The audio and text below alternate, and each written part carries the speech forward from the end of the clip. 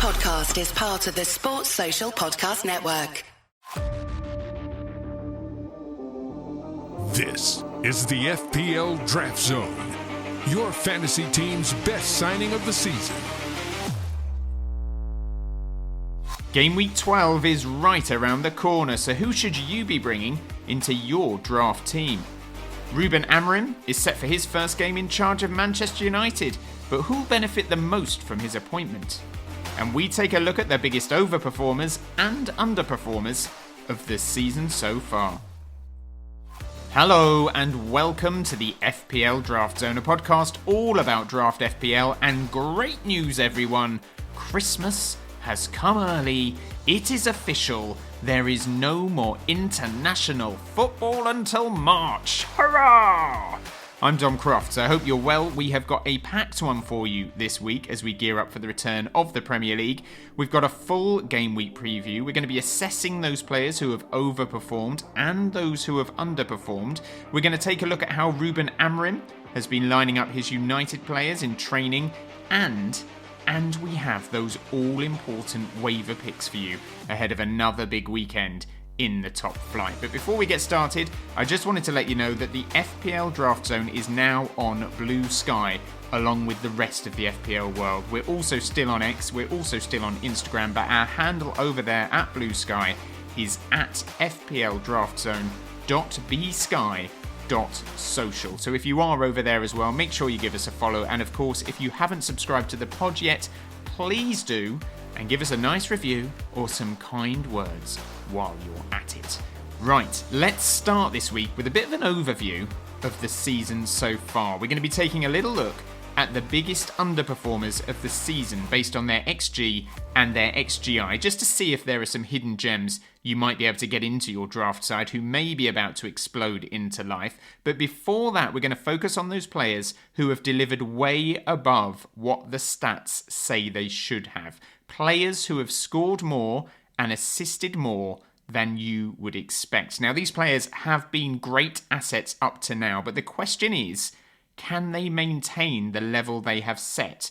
Or will there be a drop-off over the next few weeks when their returns level out with their underlying stats? So the first player up for discussion here is Brentford midfielder Bryan Mbeumo, who has had, undoubtedly, a brilliant start to the season. He's got 8 goals in 11 games. He's picked up 1 assist as well, so 9 returns in 11 games. But he's done all that from an XGI of just 6.5 and from an XG of just 3.9. So based on those statistics, Bryan Mbeumo should have scored just 4 goals this season, and yet he has 8, twice as many. Now the question is, can he maintain this overperformance over a significant period of time, or has the best of Mbeumo been and gone? And if it's the latter, is it worth making the most of his trade value now and getting in someone who, statistically speaking at least, should return more than him over the next couple of months? Well, the first thing to look at here are Brentford's upcoming fixtures. And the next 5 for them are a bit of a mixed bag. This weekend they have Everton away, and then they've got Leicester City at home, Aston Villa away, Newcastle United at home, and then Chelsea away. Now, Brentford are scoring for fun at home. They've got 18 goals in 5 matches so far at the G-Tech, but 5 of those 18 goals came against Wolves, 3 of them came against Southampton, and 4 of them came against Ipswich. So 12 of the goals that they have scored at home, 12 of those 18 goals have come against 3 very weak opponents. And in their other home games, they managed the following XG. Against Crystal Palace, another team struggling, by the way, they got an XG of 1.38. They scored twice in that game. Against West Ham, they managed just 0.37 at home to the Hammers. They scored once. And against Bournemouth, they managed 1.56. That was last time out, and they scored 3 times in that game. So at home, they are massively overperforming their stats. Away from home, to be fair, they have not won a game yet, but they have had some horrible fixtures. They managed 0.46 XG against Liverpool, 1.05 XG against Manchester City, which is very respectable, 0.89 against both Spurs and Manchester United, and then 0.74 against Fulham. Bryan Mbeumo himself has managed more than 0.6 XG on 4 separate occasions this season, and in those 4 games he scored 6 of his 8 goals. But he has also managed to score goals this season from just 0.09 XG against Crystal Palace and 0.25 XG against West Ham. So when you look at those stats and you look at those upcoming fixtures, you would expect Brentford to have a bit of a field day against Leicester in game week 13, based on the fact that they're battering all the inferior sides at home. And Bryan Mbeumo may well go off on one again in that match. But other than that game, I think Bryan Mbeumo's golden period may well be over. I don't think he's going to be able to maintain this overperformance long term. I don't think the stats suggest that Brentford are a particularly dynamic side away from home. And if I owned Bryan Mbeumo, I think I would hold him for the next 2 games, and then I would look to do a trade while his value is high. Right off the back of that Leicester game, I would try to get someone in whose underperforming stats suggest they are due an upturn very soon indeed. Not far behind Bryan Mbeumo in the overperforming charts is Christopher Wood, the Nottingham Forest striker. He's got 8 goals this season, and like Mbeumo, statistically, he should have got closer to 4 goals. His XG is 4.5 right now. Nottingham Forest have had this incredible start to the season. They're 5th in the league at the moment. Their fixtures coming up, though, are absolutely rancid. They have Arsenal away this weekend.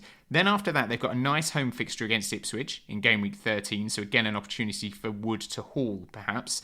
But then it's City away, United away, Aston Villa at home, Brentford away, and then Spurs at home. So very tough games coming up for Forest. And again, looking at all this information in tandem, you would say that Chris Wood will return to the norm sooner rather than later. The goals will dry up a little, and he will not be able to maintain this goal-scoring level long term. But he is a striker, and strikers are like gold dust in draft. So if you have Chris Wood, I feel like you have to hold him despite that overperformance. And even if it levels out to the mean, he is still a must hold. Liam Delap and Mateus Cunha are also vastly outperforming their statistics. They've got 6 and 5 goals respectively from an XG of 2.6 and 2.1 respectively. But again, they are strikers, so unless you're in a smaller league where forwards are regularly available on the waivers, they're a must-hold.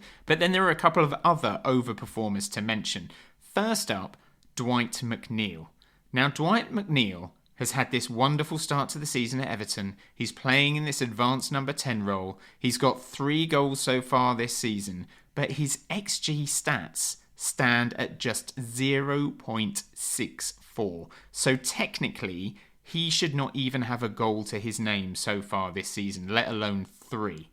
Everton have a couple of nice games coming up. They've got Brentford at home this weekend. Then they have Wolves in game week 14. But other than that, their next 7 are horrendous. They play Manchester United, Liverpool, Arsenal, Manchester City, and Chelsea in 5 of their next 7 games. So if you own Dwight McNeil and you think you can use him in a trade, do it. Because I do not think you're going to be giving up a lot, and you may well be able to get in someone with much better long-term prospects than McNeil. Trade him out when the stats say his form is temporary, not permanent.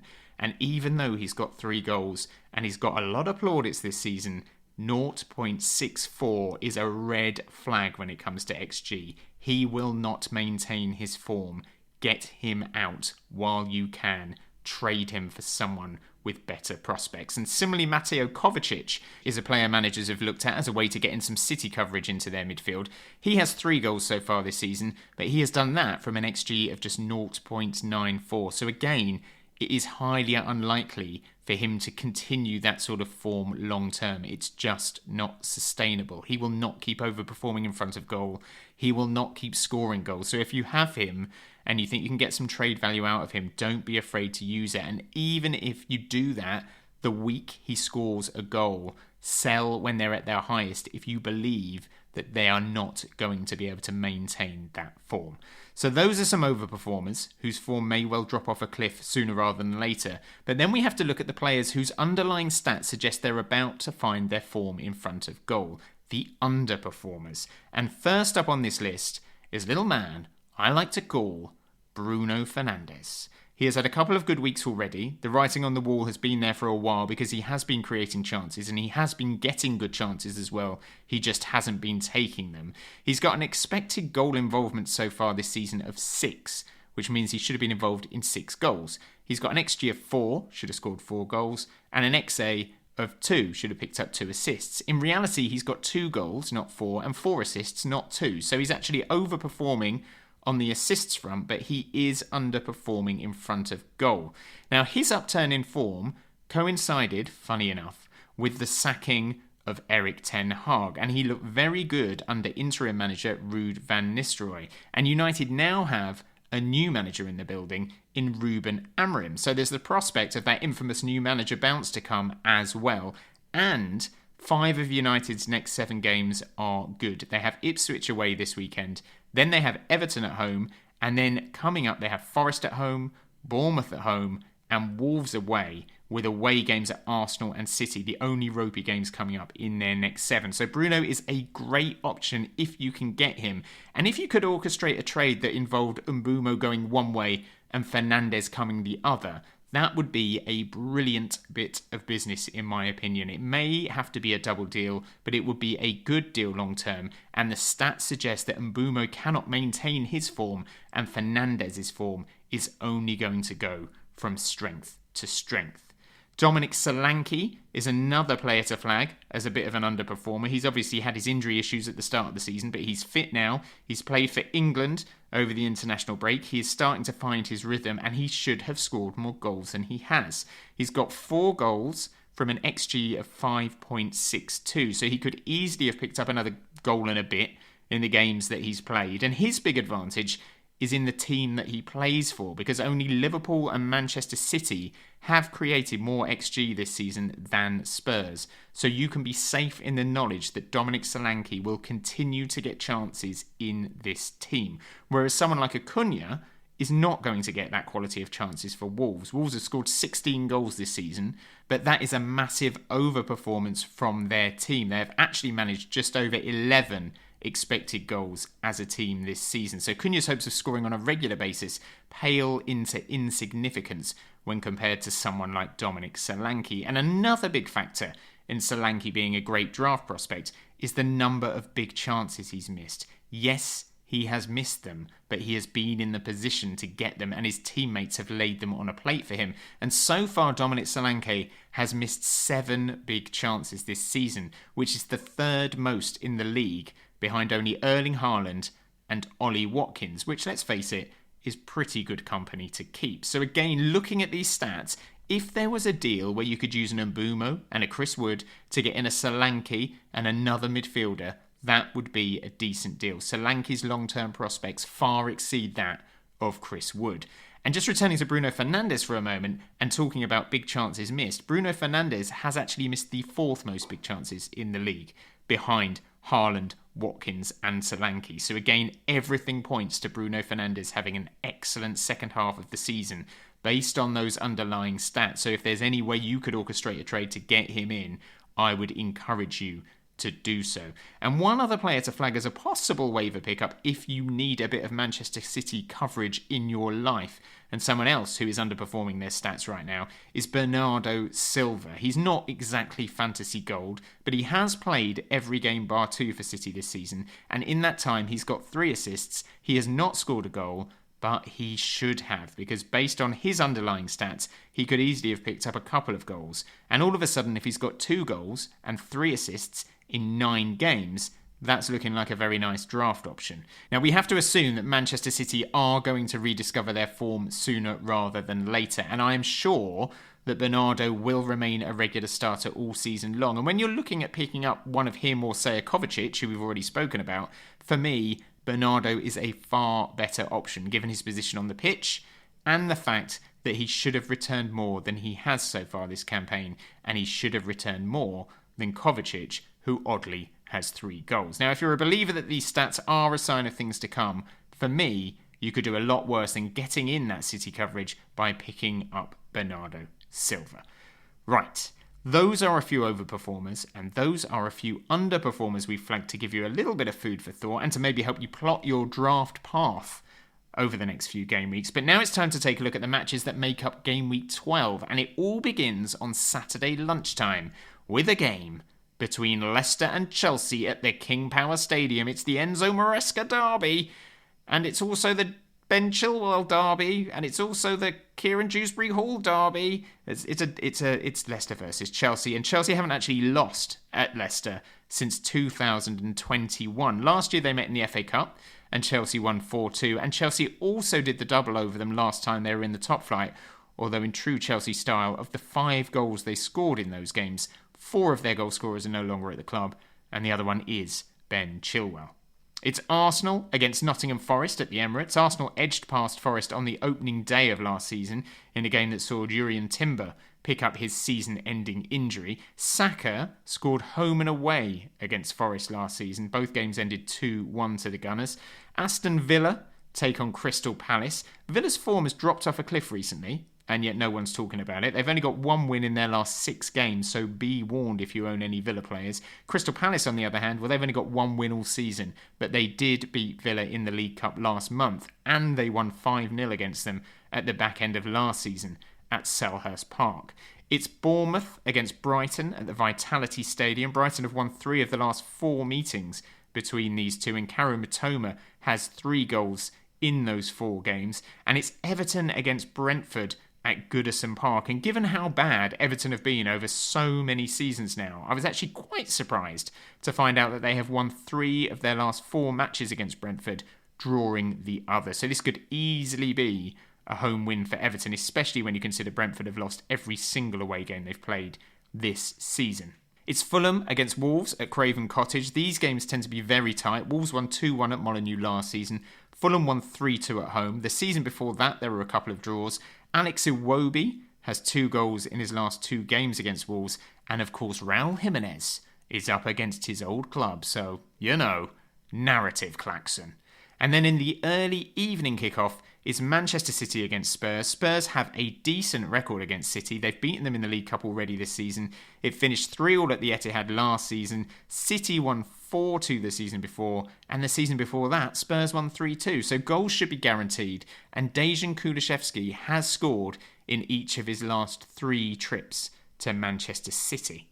On Sunday, it's Southampton against Liverpool. This one finished 4-4 last time they met at St Mary's in the Premier League, and I'm sure Southampton would take that again this time around. It's Ipswich against Manchester United in the 4:30 GMT game as Ruben Amorim takes charge of his new side for the first time. United haven't actually lost to Ipswich since 1997. And then on Monday night, it's Newcastle against West Ham. Newcastle seem to be finding their form. West Ham definitely aren't. Harvey Barnes and Alexander Isak both scored twice in this fixture last year as Newcastle ran out 4-3 winners. So, those are the fixtures that will define your game week, but who should we be looking at on those waivers? It's time for Waiver Wants. The FPL Draft Zone. Waiver Wants. So we're going to focus on those under-the-radar picks rather than the big guns, as we are assuming that the big guns are already locked into your team or a rival manager's team. And as usual, we're going to go through potential waiver pickups in fixture order. And that means we're starting with that lunchtime game between Leicester and Chelsea. And I can only really see one winner here, and it is not Leicester. I've been quite impressed with Chelsea this season. I think Maresca's done a pretty good job of settling on a fairly consistent team lineup now. And beyond this game, Chelsea's fixtures are actually really nice. So now might be the time to focus on getting in a Chelsea defender. They have only had 2 clean sheets so far this season, which is not great.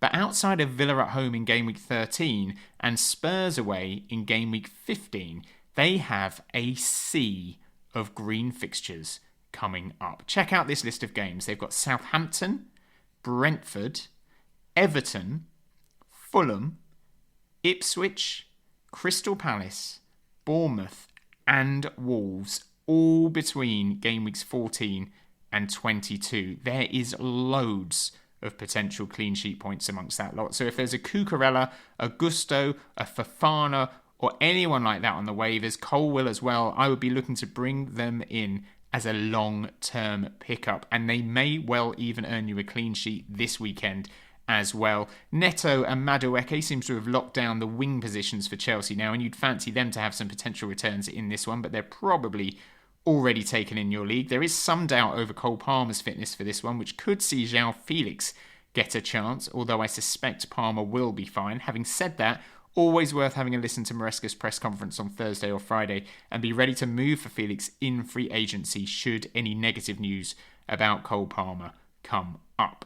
It's Arsenal against Nottingham Forest at the Emirates, and now our injury doubts all over the shop for the Gunners, so again, make sure you're across Arteta's press conference as well. He doesn't tend to give much away in those press conferences, but if there is any suggestion that Saka isn't fit, a 1 week punt on Gabriel Jesus may sound mental, but it may well be worth it. He is out of form, he's done nothing all season, but in a one-off game, he could be a difference maker. He also did score against Forest last season, and Trossard has also picked up an injury in midweek playing for Belgium, which means Jesus' chances of playing will have increased even further if Saka is out. Defensively, Arsenal will be without Ben White, so Timber will play at right back. Calafiori will hopefully be fit to play at left back, but if he's not, Jakub Kiwior may get the nod if Arteta doesn't want to throw Miles Lewis-Skelly in from the start. And given Forest's strength on the wings, I don't think they're going to risk playing Zinchenko in this one. So let's see what comes out of that press conference with regards to Calafiori, but Kiwior could be a decent roll of the dice if you want a route into that Arsenal backline. Listen to the press conference and act in free agency if you don't want to get him in on the waivers. It's Villa against Palace at Villa Park. Only Southampton have scored fewer goals than Crystal Palace this season. Oliver Glasner's side have got just 8 goals in 11 games. But interestingly, 5 of those goals have come away from home. So even though they're impotent in front of goal, I'm still not 100% sure Villa will keep them out in this one. I do think there's a good chance, and if there is an Ezri Konsa or a Digne on the waivers, I would probably take the risk, as clean sheets are really difficult to come by right now anyway, and this game does represent one of the better chances of getting one. So I would say get in a Villa defender if you can, but I'm just saying I'm not overly confident they will keep a clean sheet in this one. If you want some Villa coverage in midfield, Jacob Ramsey is likely to miss this one with a hamstring injury, so John McGinn will probably start, and he has done damage to Crystal Palace in the past. As for Palace, Eddie Nketiah is out with an injury, so Ismaila Sarr will probably play. He's got 1 assist so far for the Eagles, but he's another underperformer. He's got an XGI of 2.4, so he should have had 2.5 returns basically so far, and he's only got 1. So he is due another return sooner rather than later. It's Bournemouth against Brighton. Justin Kluivert has been on a good run for the Cherries. He scored last time out against Brentford. He's got 2 goals and 2 assists so far this season, and he's sort of flown under the radar with everyone focusing on Antoine Semenyo. Marcus Tavernier is another option if you think Bournemouth are going to score against Brighton, and I personally think they will. I think there'll be goals in this game for both sides. Evan Nielsen, I'm sure, will be taken in your league, but Enes Unal has started to get a few more minutes of late. He played over an hour against Villa. He came off the bench in the last 2 games as well, so if you have a non-playing third striker, maybe Unal could be worth a punt in the hope he'll get a few minutes in this one. Brighton, well, they're about to enter a very nice run of fixtures, and despite question marks over their defence, they actually have the 3rd most clean sheets in the league this season, tied with Arsenal, and 2 of those clean sheets have come away from home at Everton and at Newcastle. So if Lewis Dunk is available, or Kadioglu or Van Heck, get them in and at the very least have them on the bench for this one. And then after that, their next 6 are Southampton at home, Fulham away, Leicester away, Palace at home, West Ham away, and Brentford at home. So like Chelsea, lots of clean sheet potential if you can get in a Brighton defender. It's Everton against Brentford at Goodison Park. DCL, Dominic Calvert-Lewin, is having a bit of a nightmare up front. He's not got a goal now in his last 7 games, and a lot of Everton fans are calling for Beto to be given a start. I'm not sure that will happen this week. Sean Dyche seems set on sticking with Dominic Calvert-Lewin, but given Brentford's leaky defence and their shambolic away record, I think any route into that Everton attack may get you some rewards this week. So again, if you have a non-playing third striker, Beto could be worth a punt in the hope he gets half an hour or so here, and certainly someone like Jack Harrison could be worth a pickup as well. He's not started Everton's last 2, but they were both games away from home, and he does tend to start the home games, certainly more often than not. So I would expect him to return to the starting lineup for this one, and it wouldn't surprise me if he got amongst the points. As for Brentford, there are doubts over the fitness of both Brian Mbeumo and Johan Wissa, which would be a nightmare for Thomas Frank. But whatever happens with those two, I do think that now is the time to get Igor Thiago into your draft team if you can, if he's still available. He was bought as Brentford's Ivan Toney replacement. He looked good in pre-season before picking up that injury. He's had a behind closed doors friendly during the international break to build up his fitness. He's been training for a couple of weeks before even that. And this is a player who got 18 goals and 3 assists in 34 games last season in the Belgian league. He was also named the UEFA Conference League Young Player of the Season last season as well, and he cost Brentford £30 million, so there is no doubt he will become their first choice number 9, and given those injuries, it could even happen as early as this week. So if he's free, he would be right up there for me as one of my first picks on the waivers this week. It's Fulham versus Wolves. Fulham are a really good team under Marco Silva, aren't they? And I'd expect them to win this one at a canter, really, and score a fair few goals in the process.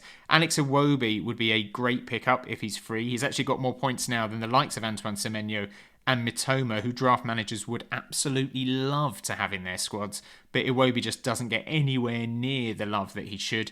And Reece Nelson has also started to make an impact at Craven Cottage. He started the last 2 games now. He's racked up some very decent XGI in both games, and it wouldn't surprise me if he returned this week. And then in the evening game, it's Manchester City against Spurs. Probably won't be much on the waivers from either of these sides, to be honest. I think both teams will score, which rules out any defensive prospects. But if Kulusevski is available, he does love a game against Man City. He could be a decent option if you want to go there. Then on Sunday, it's Southampton against Liverpool. This one could be a cricket score. I'm sure all the Liverpool options will be taken in your league. We did mention Curtis Jones last week, and he scored for England during the international break, so he's going to be full of confidence and full of self-belief, and if he is free, he would be a great signing. But beyond that, pretty slim pickings there, I'm afraid. But that is not the case with Manchester United, because United are about to enter a brave new world with Ruben Amorim at the helm. There have been all sorts of reports as to what system he's going to play and to what formation he's going to favour. And this week there have been loads of social media posts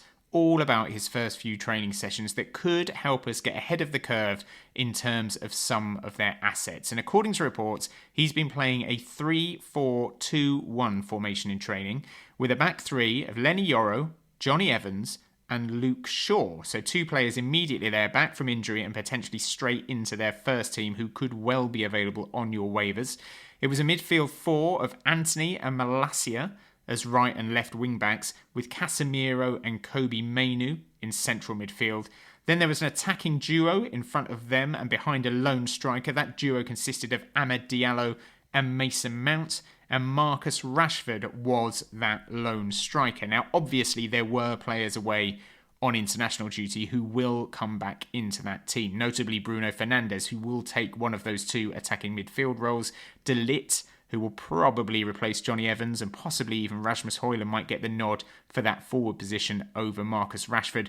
But there are some prospects there who will not be taken in your league, who might be worth bringing in now in the hope that Amorim gets the best out of them. And if you can afford to bring in someone like Mason Mount, for example, and store him on the bench for a week, that might be a good play. Because if he does start, you could suddenly have got in one of United's chief attacking options for the rest of the season before your rivals have even thought about it. And if he doesn't start, you can just bin him off next week and replace him with someone else. He's very much a high upside pick this week with very little downside. And defensively, Lenny Yoro was that big money buy that United made in the summer. He's been out injured all season, but he is now back. He's training. Amorim has a good track record of overseeing strong, defensively resolute sides, so someone like Lenny Yoro or indeed Luke Shaw could now be very good long-term pickups if they're free. United have Everton at home after Ipswich, which is a nice fixture. Then it's a bit of a mixed bag with games against Arsenal, Forest, City, Bournemouth and Wolves. But if you think Amorim is going to have a big impact at United, and I personally think he will, then now is the time to strike and get in some of those players. And then the final game of the weekend is on Monday night. It sees Newcastle taking on West Ham, and this for me is going to be a very comprehensive home win. May even be the final nail in the coffin for the West Ham manager. So while the likes of Isak and Gordon will almost certainly be taken in your league, I hope so anyway, Joe Willock, Joe Linton and Harvey Barnes may not be, and they would all be good prospects for this week. And Callum Wilson is expected to return for this one as well, and he loves playing West Ham. He's got 12 goals in 14 appearances against them. He's scored more goals against them than any other club he's played against by a distance. And even if he only gets a 15-minute cameo, he is more than capable of returning in that time frame. I'd even look at the Newcastle defence this week as well. West Ham are so blunt in attack, they offer nothing going forward. So if there's a Livramento, a Lewis Hall, a Dan Burn, or if Fabian Schär on those waivers, get them in. Okay. Those are our waiver wants for Game Week 12, and that is just about it for this week. All the action gets underway this Saturday, the 23rd of November at 12:30pm GMT, with that game between Leicester and Chelsea. The deadline for your waivers is on Friday the 22nd of November at 11am GMT. If you haven't already, please subscribe to the pod. If you listen to us on Apple Podcasts, a 5-star review would be great. If you listen to us on Spotify, a nice review would make us very happy. We are on X, we are on Instagram, and now we are on Blue Sky. Our handle, or all of those, is at FPL Draft Zone. But that is it for this week. Good luck ahead of Game Week 12. Get those waivers in priority order in good time. Get ready to move fast in free agency after those all-important press conferences. And let's make this weekend a winning weekend in draft. Until next time, it's bye for now.